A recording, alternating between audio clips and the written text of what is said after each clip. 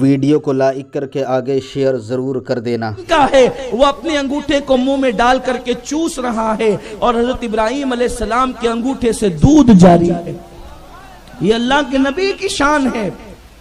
آپ نے ماں کا دودھ نہیں مل سکا تو اپنا انگوٹھا چوسا اور اللہ نے اللہ کے نبی کو انگوٹھے سے دودھ پلایا، ان کے انگوٹھے سے دودھ جاری ہوا۔ یہ حضرت ابراہیم علیہ السلام ماں نے چھپا چھپا کر کے 11 یا 13 سال تک اسی غار میں رکھا ابراہیم علیہ السلام کو۔ حضرت سیدنا ابراہیم علیہ السلام اسی غار میں 11 یا 13 سال تک رہے، کیونکہ ننھا سا بچہ بستی میں لے جاؤں گی تو نمرود پوچھے گا کہ میرے اعلان کے بعد ہی یہ بچہ پیدا ہوا ہے، میرے بچے کو قتل نہ کرا دے۔ تو 11 یا 13 سال کی عمر آپ کی غار میں ہوئی۔ سوچو اللہ کے نبی نے کیسے امتحان کے ساتھ زندگی گزاری۔ غار میں رہے 11 یا 13 سال تک، زبان پر کبھی شکایت بھی نہیں آئی، کبھی شکوہ بھی نہیں آیا۔ حضرت ابراہیم علیہ السلام نے 11 یا 13 سال کی عمر میں کہا امی مجھے شہر میں تو لے کر کے چلو، مجھے بستی میں تو لے کر کے چلو۔ ماں نے پھر حضرت ابراہیم علیہ السلام کے کہنے پر انہیں بستی میں لے گئی۔ جب بستی میں گئے تو لوگوں کو یوں لگا کہ یہ کتنا خوبصورت جوان ہے۔ آپ تھے 11 یا 13 سال کی عمر کے، لیکن چونکہ اللہ کے نبی تھے تو آپ اس عمر میں بھی جوان لڑکے لگتے تھے۔ تو لوگوں نے دیکھا بڑا خوبصورت ہے، لوگ جمع ہو گئے، چچا جمع ہوا، کچھ لوگوں نے رشتہ دار جمع ہوئے۔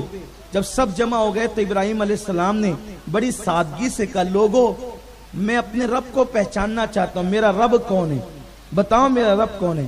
سب معلوم ہے، اس لیے کہ نبی وہ ہوتا ہے جو اللہ کی طرف سے سیکھ کر کے آتا ہے۔ نبی کو کسی کے پاس سیکھنے نہیں جانا پڑتا، نبی کو کسی کے پاس جو ہے شاگردی اختیار نہیں کرنی پڑتی اپنے جیسے انسان کے ساتھ۔ ارے جس نے دودھ انگوٹھے میں جاری کر دیا اس اللہ نے کیا نہ سکھایا ہوگا اپنے ابراہیم کو۔ لیکن چونکہ اگر آپ آ کر ڈائریکٹ قوم کے سامنے جو ہے تقریر شروع کرتے تو قوم کہتی ہے وہی ہے جس کا خواب نمرود نے دیکھا تھا۔ تو آپ نے بات حکمت سے شروع کی، فرمایا لوگوں مجھے اپنے رب کی تلاش ہے، بتاؤ میرا رب کون ہے۔ تو قوم کو نے سوچا کہ یہ نیا نیا جوان بستی میں آیا ہے، اس کے مائنڈ کو ہائیجیک کیا جائے۔ تو انہوں نے تارا دکھا کے کہا ابراہیم یہ تیرا رب ہے۔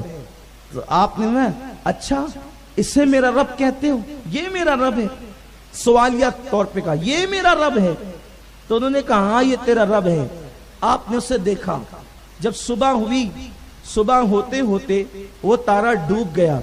آپ نے فرمایا جو ڈوب جائے وہ بھی خدا ہوتا ہے، ارے جو ڈوب جائے وہ بھی خدا ہوتا ہے۔ ارے آسمان میں ڈوبنے والا بھی خدا نہیں ہوتا، دریا میں ڈوبنے والا خدا کیسے ہو سکتا ہے؟ ہاں وہ بھی آسمان میں جو ہو اور وہ صبح ہوتے ہوتے ڈوب جائے تو آسمان میں ہو کر ڈوبنے والا خدا نہیں، تو دریا سمندر میں ناچ ناچ کر کے جسے ڈبا دیا جائے وہ خدا کیسے ہو سکتا ہے؟ اس کے پاس بھی کوئی جانے کی جگہ ہے، وہ بھی وہاں بھی منت مانگنے کی جگہ ہے، وہاں بھی اگربتیاں سلگانے کی جگہ ہے۔ اور حیرت ہے مسلمان بھی جا رہے ہیں، اور جانے کے بعد مسلمان کیسے؟ او نادان، ڈوبنے والا خدا نہیں ہوتا، جو ڈوبنے کو تلا دیتا ہے وہ میرا خدا ہے۔ اس خدا کو چھوڑ کر ڈوبنے والے پاس جاتے ہو۔ مسلمان عورتیں اسکارف لگا کر منتیں مانگنے جا رہی ہیں، ہائی لائٹ کیا جا رہا ہے اسے،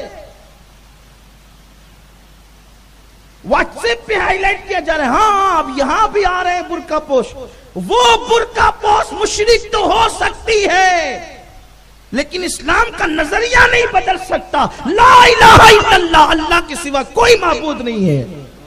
ہاں ہم منتیں وہاں نہیں مانگتے جسے ڈبا دیا جاتا ہے، ہم منتیں وہاں مانتے ہیں کہ جو ترانے والے ہیں، لیکن ان ترانے والوں کو بھی ہم خدا نہیں کہتے، ولی اللہ کہتے ہیں۔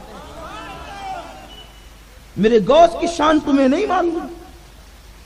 ہر ترانے والے کو بھی ہم خدا نہیں کہتے،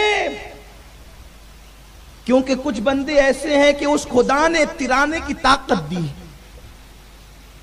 بات میں بہت دور نہ چلی جائے لیکن اشارہ دینا چاہتا ہوں، میرے غوث نے نہیں ترایا، میرے غوث نے نہیں ترایا. اچھا کشتیاں ترانا بھی کچھ آسان ہے، لیکن میرے غوث نے تو ایسی کشتی ترائی جسے ڈوبے ہوئے 12 سال ہو گئے، جسے ڈوبے ہوئے 12 سال ہو گئے تھے. بس اشارہ دے کر گزرنا چاہتا ہوں تاکہ لوگوں کو دماغ آئے. ارے منت ہی مانگنا ہے تو میرے غوث کی مانگ، جس نے 12 سال کی کشتی ڈبائی.